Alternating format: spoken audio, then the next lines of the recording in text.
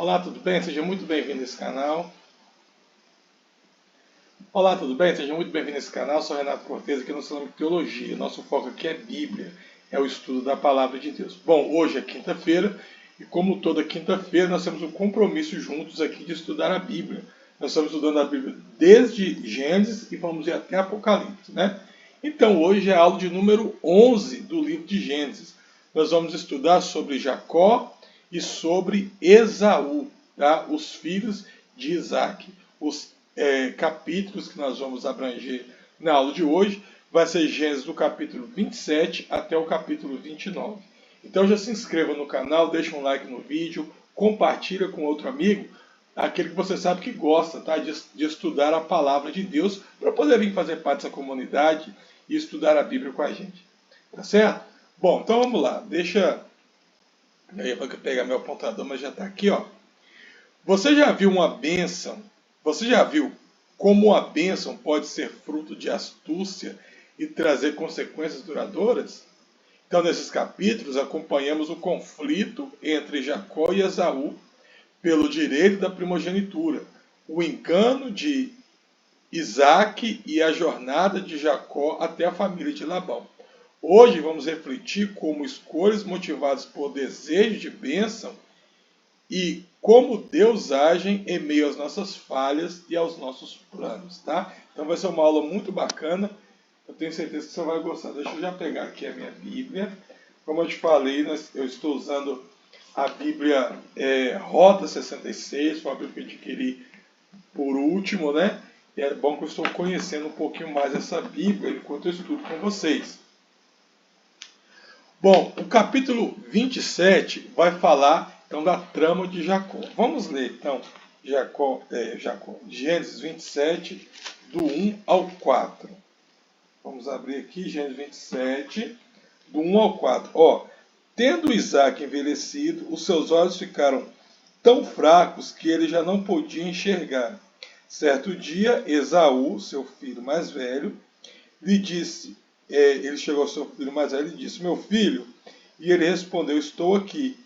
E disse-lhe Isaac, já estou velho e não sei o dia da minha morte. Pegue agora as suas armas, o arco e a aljava, e vá ao campo caçar alguma coisa para mim. Prepare-me aquela comida saborosa que tanto aprecio e tragam para que eu a coma e o abençoe antes da minha morte. Então olha que interessante. Jacó já tinha trocado a bênção da primogenitura com Esaú. Essa troca, ela era uma troca simbólica. Essa troca, espiritualmente, mostrava para nós que Esaú, ele não importava, ele não dava importância para a bênção, para aquilo que ele tinha herdado, para a sua herança, né? Esaú, ele não importava com a sua herança. Isso mostrava isso para nós. E que ele trocou a sua herança por coisa passageira. Um prato de sopa, e eu expliquei para você no capítulo passado o que isso quer nos ensinar, né? Mas, tecnicamente, Esaú ainda era o retentor da bênção, né? Tecnicamente, o seu pai, né, ia passar a bênção para Esaú. Por quê? Porque essa era um costume da época, né? Então, quando o pai morria, ele passava a bênção geralmente para o filho mais velho. O filho mais velho, ele se tornava o sucessor do pai. E aquilo trazia para ele privilégios e responsabilidades. O filho, nesse momento, ele assumia a casa do pai, né? Tanto a responsabilidade por cuidar da mãe, né? A responsabilidade em administrar os bens da casa e automaticamente também os valores que isso lhe imputava e as bênçãos espirituais que isso também lhe imputava. Então, ao mesmo tempo que ele herdava diretamente as bênçãos do pai, ele também recebia as responsabilidades do pai. Então, como eu falei para você lá no início que Deus ia separar um povo, ia separar uma nação, Deus escolhe Abraão para separar essa nação, que seria a nação de Israel, para trazer Jesus ao mundo. essa bênção passa por Isaac. Isaac foi o filho da promessa, então por isso que a bênção passa por ele. Foi o filho prometido. Não foi Ismael nasce primeiro, mas Ismael foi um filho que Abraão fez do seu entendimento, achando que estava dando uma ajudinha para Deus. O filho a qual Deus prometeu foi Isaac, então a promessa vai para Isaac. Agora que a promessa vai para Isaac, Isaac tem filhos gêmeos, né? Esaú e Jacó.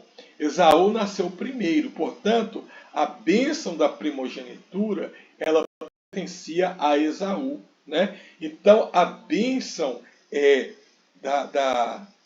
da espiritual, da promessa, do pacto, teoricamente, pertenceria a Esaú. Só que o texto diz que já no ventre da sua mãe, Deus revela para sua mãe que quem prosseguiria com aquela bênção seria Jacó, não Esaú. Que o herdeiro daquela bênção seria Jacó. Ele seria o sucessor, ele herdaria a bênção do pai. Então os patriarcas não seriam Abraão, Isaque e Esaú, mas sim Abraão, Isaque e Jacó. Nós lemos isso em aulas passadas. Então a mãe de Jacó, que é Rebeca, ela cria os filhos já com essa ideia, sabendo que a bênção seria para ele. Não é que Deus estava menosprezando Esaú. Não é que Deus estava... Mas exatamente por quê? Porque Deus conhece os nossos corações, as nossas atitudes. E Deus sabia como o coração de Jacó ele era mais voltado para as bênçãos de Deus, embora Jacó fosse muito mais fisicamente sem responsabilidade, enganador, né? Então, quando você olhava para a vida de Jacó, aparentemente parece que Deus errou. Porque Jacó, ele era aquele que sempre queria enganar, sempre queria conseguir uma vantagem. Sempre queria conseguir uma vantagem. Ele fez isso lá na sopa de lentilha. Ele vai fazer isso em alguns outros momentos. Mas Deus conhecia o coração que estava por trás.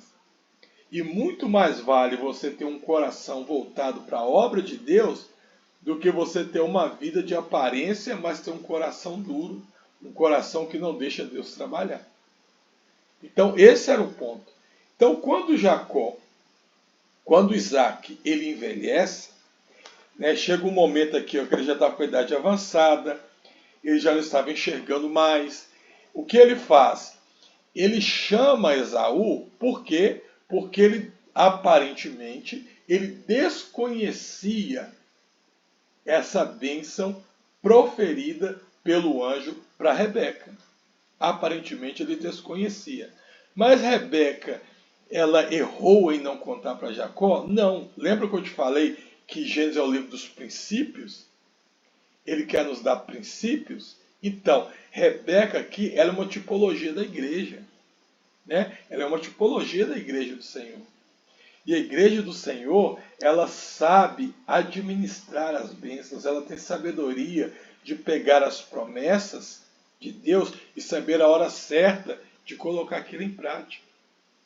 A igreja de Deus, ela tem a sabedoria de saber o momento certo em agir, em falar, porque ela anda em intimidade com o Pai. A igreja anda sempre ouvindo a voz do Pai. Então, nesse exemplo aqui, nesse que a Gênesis quer nos dizer, na parte que Isaac ele vai passar a bênção, nesse ponto ele é uma tipologia de Deus. Não no ponto que ele não sabe nada, porque Deus sabe tudo. Mas no ponto que ele vai transmitir a bênção, ele é uma tipologia do Senhor. É quando Deus ele vai transmitir a bênção. E a igreja, ela tem que estar atenta à voz de Deus, à voz do Pai, para saber o momento de agir. Então Deus não faz nada sem que alerte a sua igreja, sem que avise a sua igreja. Mas muitas vezes a igreja ela não ouve a voz de Deus. Você já parou para observar que muitas vezes você entra em furada na sua vida porque você não ouve a voz de Deus?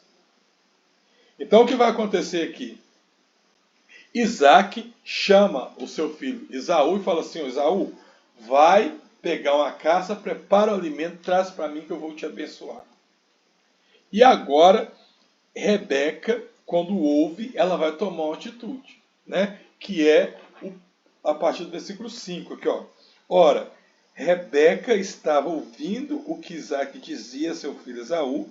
Quando Esaú saiu ao campo para caçar, Rebeca disse ao seu filho Jacó: ouvi o teu pai dizer, o seu irmão Esaú, traga-me uma caça e prepare-me aquela comida saborosa para que eu a coma e a abençoe na presença do Senhor antes de morrer. Agora, pois, meu filho, ouça bem e faça o que eu lhe ordeno.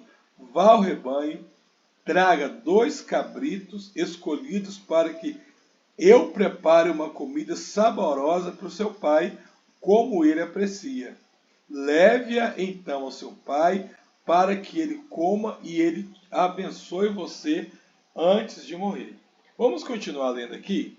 Ó, disse Jacó a Rebeca, sua mãe, mas o meu irmão, Esaú, ele é peludo e eu tenho a pele lisa. E se meu pai me apalpar, vai parecer que eu estou tentando enganá-lo, fazendo de tolo. Em vez de bênção, terei o que? Maldição. Então, o que vai acontecer aqui? Rebeca vai trazer uma ideia, uma orientação para Jacó. E ela fala assim: você vai trazer o animal para eu fazer. Se você continuar lendo, você vai ver isso aqui. Vou trazer para você. Você vai matar um cordeiro, né? E vai vestir a pele daquele cordeiro.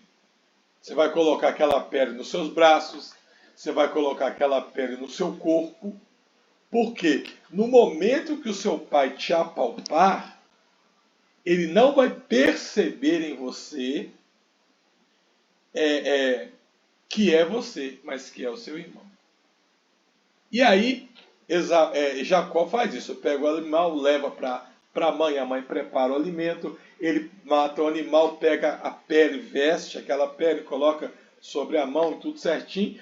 Quando ele chega diante de seu pai, o seu pai vai falar um negócio interessante. Seu pai vai falar assim: ó, a pele é de Esaú,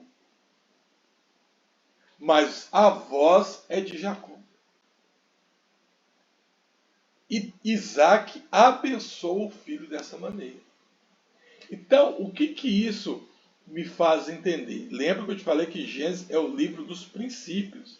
Então, os princípios, você não interpreta ele literalmente todos os pontos, mas você tem que pegar posições. Então, aqui, quando o pai, lembra que eu te falei que nesse exemplo, Isaac é uma tipologia de Deus? Então, quando Isaac, olha que interessante, ele vai até o pai para ser abençoado, o pai não poderia vê-lo. Por quê? Porque se o pai o visse, se o pai o tocasse, o pai o percebesse, o pai não o abençoaria, porque ele não era quem deveria receber a bênção. Esse é o ponto. Não era quem deveria receber a bênção. Porém, quando ele coloca o pelo do animal, aquilo era uma tipologia de Cristo. De maneira que quando ele chega diante do Pai, o Pai não o vê, mas o Pai vê outra pessoa ali, porque estava com o pelo de um animal.